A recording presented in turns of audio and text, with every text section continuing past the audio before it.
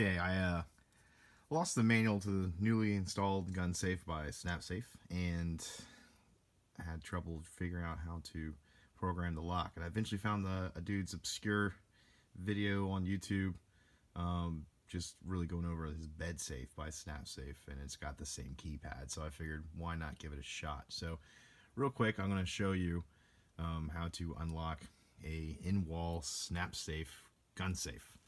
So you go over here and you pop in your password, which I put in a dummy one for now.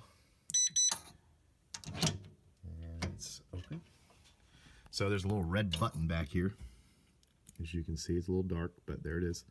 You press that and go over here where it says proceed. I'm gonna pop in a new password. I'll just do 0000 and hit B, and it should be ready to go. So let's lock it.